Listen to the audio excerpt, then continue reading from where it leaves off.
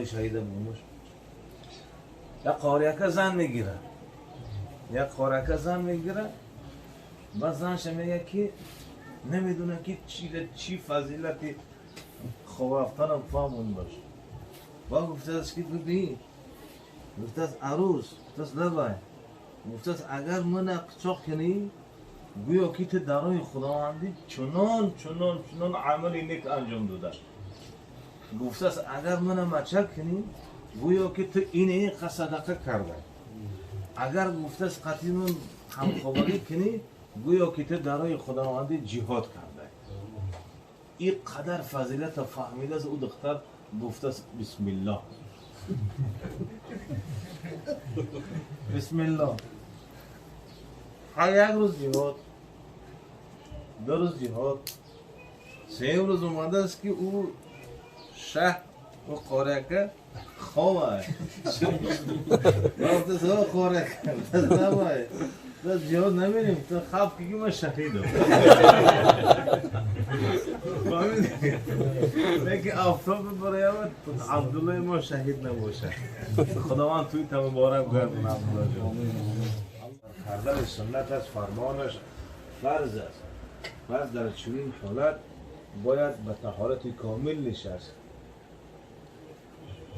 سخن را طولانی نمیکنیم، فقط به خاطر همین جیانمون یک چند چیز میخوام یادآوریش بکنم که عملهای محبوب، پسند و سنت و آداب. عبدالله فراموش نکن که الله سبحانه و تعالی برای تو بهترین نعمت عطا کرد. زن بهترین نعمت است. الله سبحانه و تعالی مدت چندین سال تک و تنها بودی، امروز خداوند برای تو صاحب همسر کرد. اولین شب زفاف، اولین شبی که نزد خواهر وارد میشه، کوشش بکن که پای به طهارت وارد بشه. کوشش بکن که قبل از این که دست دامن خواهر را بگیری 2 رکعت نماز بخوان. 2 رکعت نماز خوانده محبوب است که دست راست خود را بالای سر اون عروس ماندن یا دست چپ را بالای سر عروس ماندن و دعا کردن که پروردگار قدم این زن را برای من مبارک بگردان. هر خوبی هایی که دارد خدایا از خوبی های اونها برای من نصیب بگذار و هر بدی هایی که دارد خدایا بدی هاش از اینجا دور بگرده و پروردگار از دامن این زن برای من فرزندان صالح و صالحه عطا بگردان. برای من فرزندان سالم و صالح بده.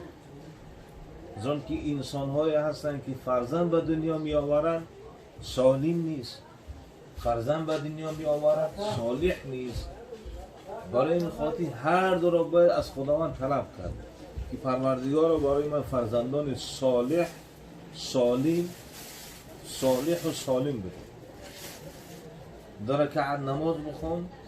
اگر خواهر بتواند پای به طهارت باشد او را هم وادار بکن که 2 رکعت نماز در پهلوی تو بخواند، پشت سر تو 2 رکعت نماز ادا بکند. اگر رفت، اگر امکاناتی 2 رکعت نماز خواندن خواهر که نشد او را در پهلو بشنانه و همین عمل را انجام بده و این دعا را با کثرت در وقت نزدیک شدن بخوان. اللهم جنبنی الشیطان و جنب الشیطان ما رزقتنا. این دعا هست پروردگارا مرا از شیطان دور بگردان و آن نسلی که در رحم این زن برای ما عطا میکنی او را هم از فتنه و از مکر شیطان دور بگردان. و جنب الشیطان ما رزقتنا. اون نصیبی که در رحم زن برای ما نصیب میکنی خدایا او را هم از وسوسه های شیطان ایمن نگه بدار. یک. دوم، هرگز همسرت را به خاطر نداشتن چیزی، نآوردن چیزی هرگز تحقیر نکن. معنی که من درست بفهم. به خاطر نآوردن چیز، به خاطر نداشتن چیز همسر تا تحقیر نکن. مثال امروز هستن که بعضی چیزها میارن، بعضی ها توانایی همون چیز ندارن، به خاطر نآوردن همون چیز هرگز تحقیر نکن. اسباب دنیا، انجام هایی که هستن، اینها مرد و زن را خوشبخت نمی کنند. زینت و زیوراتی که میارن، اینها مرد و زن را عزتمند و خوشبخت نمی کنند. هرگز به خاطر نآوردن چیزی تحقیرش نکن که تو از خونه تان چنین نآوردی، تو از خونه تان برای من مخصوص یگان خاصه تحفه نآوردی گفته هرگز تحقیر نکن. دو، سوم، هرگز در نزد پدرت، در نزد مادرت و در نزد اهل بیتت هرگز همسرت را تحقیر، سیاست، جنگ نکن. نزد اهل بیتت او را هر سخن ناجا نگو. اگر کاری را انجام داد که سبب ناخوشی تو شود، فورا او را از دستش بگیر، همون جای اتاق خواب بدر او را بفهمانش. برای که زن خواهری که در عقد نکاح تو در آمدگی هست مدتی 17 و 18 سال در خانه پدرش بود، اکنون از یک خانه به یک خانه می رود که اولی قاعده قانون اون خانه را نمیدوند، از یک جاگه به یک جاگه را می رود که اولی به اون جاگه اینس گرفتگی نیست. باید او را بفهمانی، نه اینکه در نزد اهل بیت او را پسانش بکنی و یک علامت مردکی و یک علامت زوری خطا نشان بده. این علامت زوری نیست. سیاست و زدن این علامت زوری نیست. علامت زوری نیست. دست به سوی زن برداشتن علامت زوری و مردی نیست. حضرت رسول مبارک صلی الله علیه وسلم فرمودند که النساء کریم ما اکرمهن الا کریم و ما اهانهن الا لئیم. زنها یک چیزی لطیفه و نازک با احترامند، احترام اونها را به جای نمی آورد مگر کسی که خودش صاحب احترام است، و زنها را خوار و ذلیل نمی کند، به احترامی نمی کند مگر همون کسی که او خودش ذلیل است، مگر همون کسی که او خودش لئیم است. پس در نزد اهل بیت کاری را کرد که سبب غضب تو آمد، او را در نزد پدر و در نزد مادر فوراً پاپیسش نکن، فوراً او را حقارتش نکن، بلکه او را در اتاق خوابت بدران، او را بفهمان. اون نمیدوند که تو چی صفت و چی خصلت های داری، چی صفت ها داری، یعنی که چی خاراکتر داری، تو آنی نمیدوند. باید تو خاراکتری خودت، باید چیزهایی که برای تو موافق هستند برای تو موافق نیستند او را بفهمانی که زن این کار موافق است، این کار موافق نیست، این چیز را من دوست می‌دارم، این چیز را من دوست نمی‌دارم، این لباس من دوست می‌دارم، این لباس من دوست نمی‌دارم، چونی راه گشتن تو را من دوست نمی‌دارم، چونی راه گشتن تو را عوض بکن. صوتت بلند کشید من این را دوست نمی‌دارم، صوتت پس کشید من این را دوست می‌دارم. این عملی سیم است که نباید در نزد اهل بیتت همسرت را تحقیر بکنی. هرگز کوشش بکن که دست به سوی زن نبردار، کوشش بکن که دست به سوی زن نبردار. برای او را میفهمانی، او را خوب میفهمانی. کلام رب العزت ما را بسیار تعلیم میدهد در این بابت که اگر زنها رفته در بابت احکامات الهی، در بابت معاملات شما، در بابت معاشرت شما، وقتی که سخن شما را که نمیگیرن، اول او را بفهمانش، نصیحتش کن. دیدی که با نصیحت نمیفهمه، بعد او چی کار بکن؟ او را جگه خوابش جدا بکن، درست برای دخونه خوراک خوره، او هم قطعی شهیده. او میگه من خاکی پای تو میشم لیکن مرا اجازه جدا نکن. لیکن با این رویشم که دیدی که نمیشه بعد او را چکارش میکنی؟ تهدیدش میکنی. تهدیدش میکنی. او را سیاستش میکنی. سیاستش میکنی. اما سیاست به زدن نیست. سیاست به زدن نیست. زدن این کمال مردی نیست. کمال مردی نیست. خدا رحمت شما کنه. قبلگاه ما را خود چون که مردی با جذبه و با سیاست که بدن باید میگفت حاجت به زدن نیست. اما چنان باشه که سایت ببینه دیگه او رخش میکنه. این معنی همون گفت است که عزیزش بدار و بنازش مدار. او زن دوستش میداری، او بچه تا دوستش میداری، او دختر تا دوستش میداری، لیکن ناز نزی او را برداشت نمیکنی. فلانی دوگانه هم مقصد که درجدین دار من برم، اما این چیزا با درد اون نمیخوره. عزیزش بدار و بنازش مدار.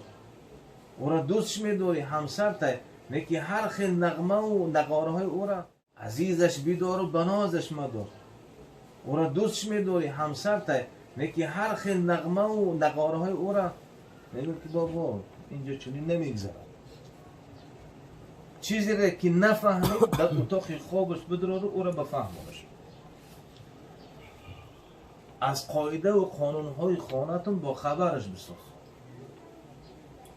چهارم، کوشش بکن همیشه با همراه همسرت قبل از اینکه پدرت یا مادرت از خواب بخیزه تو پیش از اونها خستگی باشه و همسرت خستگی باشه.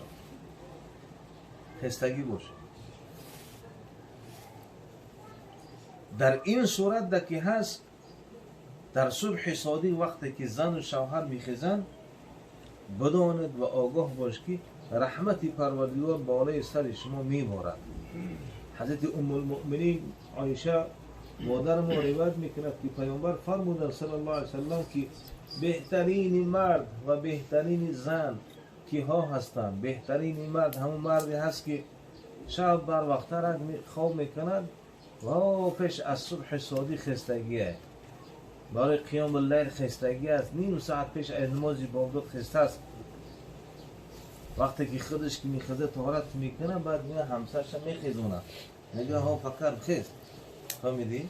یکی اگر که نخیز آب میگیره در بالاش بپوشاند. فهمیدی؟ تا که او هم بخیزه. اگر زن بر وقت خیز آب بگیره بالای هم مرده که بپوشانه که بخیز مرد وقتی عبادت است، وقتی قیام اللیل است. در این صورت که هست الله سبحانه و تعالی نطفه تو را چنان نطفه تو را مبدل میکند که الله سبحانه و تعالی از دامن این زن برای طرف فرزندانی مثل ابو حنیفه و مثل امام بخاری و امثال اینها میدید. امثال اینها میدید. نشود که دیگر آفتاب براید عبدالله ما عالم در شهیدی باشد. هم قاری شهیده میدونی یا قاری شهیده بومش یا قاری که زن میگیره بعد زنش میگه که نمیدونه که چی فضیلتی خواب رفتن هم فهمون باشه. با گفته است که ببین گفته است عروس گفته است لبای گفته است اگر من قچاق کنی گویا که تو درای خداوندی چنان عملی نیک انجام داده. گفته است اگر من مچک کنی گویا که تو این صدقه کرده. اگر گفته است قطعی همخوابگی کنی گویا که تو درای خداوندی جهاد کرده. این قدر فضیلت فهمیده از او دختر گفته است بسم الله. بسم الله. یک روز جهاد، 2 روز جهاد، 3 روز اومده است که او شه و قارکه خواه وقتی سا قارکه دست نباید دست جهاد نمیریم تا خواب که من شهیدم. فهمیدی؟ لیکن آفتاب براید عبدالله ما شهید نباشه. خداوند توی تا مبارک گرد.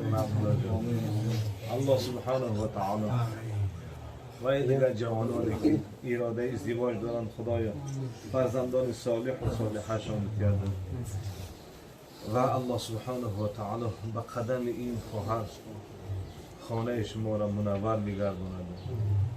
پروردگار خوبی هایی که دارد با همه خوبی هاشون خدایا خانه شما را منور می‌گرداند و هر بدی هایی که دارد خدایا از بدی ها تو را و اهل بیت تو را دور می‌گرداند. پروردگار سبب خوشحالی اهل بیت شما بشود، خصوصا سبب خوشحالی قبلگاهتان مادرت شود. به قدر قبلگاهتان اکو میرسید صاحبی فرزند کشیدی، بعد به قدر زحمت و حرکاتی قبلگاهت میرسی. خداوند بازم توی هم مبارک بیارد. الله سبحانه و تعالی من شما را هدایت بکرده. اللهم اهدنا الصراط المستقيم صراط الذين انعمت عليهم غير المغضوب عليهم ولا الضالين آمين يا رب.